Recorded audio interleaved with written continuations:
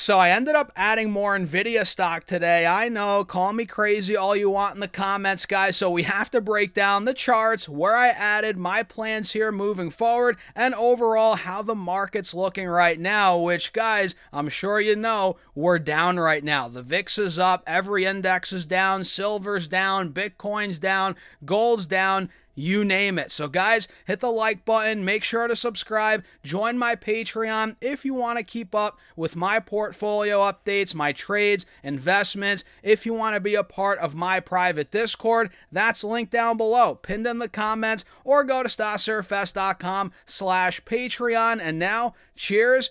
Let's dive into it, guys. So right now, like I said, we're down across the board. Everybody knows that the S&P's down 0.75%. Actually, the Russell and the Dow, they're still down a little bit, but pretty much at break even, as the Qs are down almost 2%. So really a bulk of the red is in, the NASDAQ 100, these tech stocks, the Qs, and the S&P, but the Dow and the Russell aren't doing that bad. In fact, they might go green during this video as the VIX is up 6.5%. And Nvidia, guys, got under $200 for the first time in what? 6 to 8 weeks. I mean, when's the last time Nvidia hit 190 to 195, $200? I think it was back in, when was that?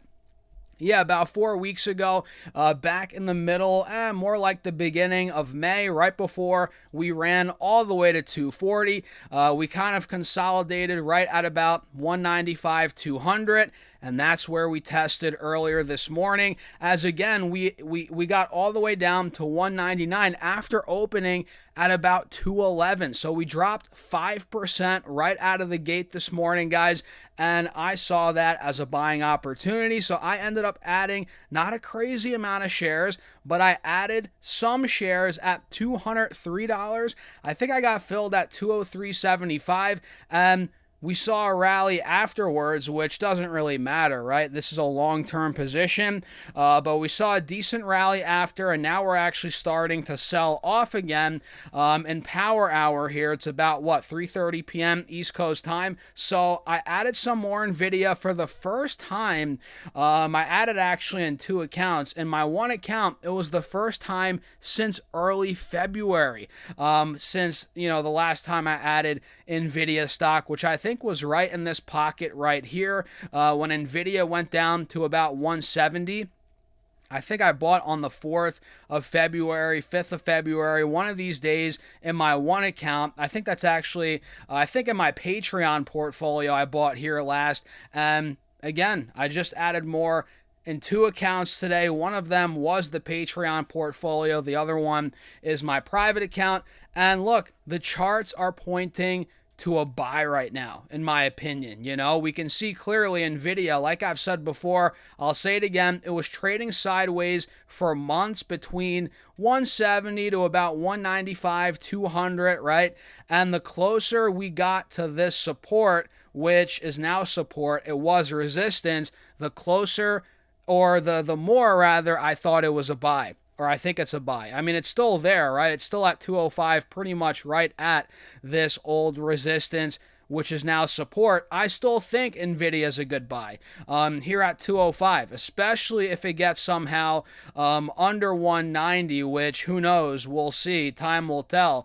But for me, guys, anywhere in this 190, 195, 200, 205, 210 window is a screaming buy, fundamentally, obviously, but based on these charts as well. I love the way we're actually seeing buying pressure come in right now, right at that 200 level. You guys can see that's where we actually recovered after the sell-off this morning. And if you look at the 1-year chart on Nvidia, clearly, we're still well above these moving averages. We have a golden cross, obviously, and this drawdown that we got us right to that 50 moving average, and this shows you even more how big of a support 195, 200, 205 is, and quite frankly 190 is as well, which is right by the 180 SMA on this 1-year chart. And this shows you, at least in my opinion, how difficult it's going to be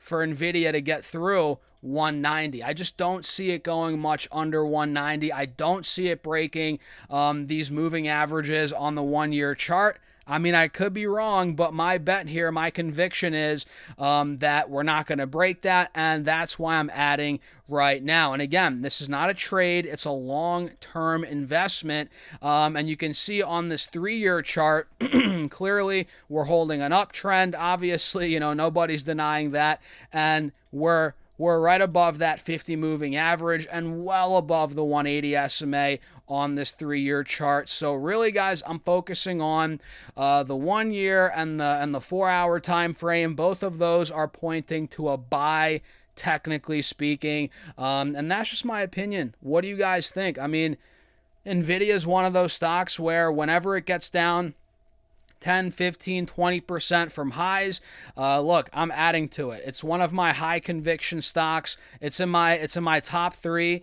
holdings, so I'm going to continue adding into the weakness because, like I've said before, I'll say it again, I think we're going to $300. I don't know about this year. I mean, look, if it happens this year, that would be great, but I don't care if it's this year, next year, right? I think we're going within the next 12, 18, 24 months, $300 a share. So I'm positioning myself for that. I think this pullback from 235, 240 down to 200 is a great opportunity to add more if you have the belief, same conviction as me, that it's going to $300 plus per share.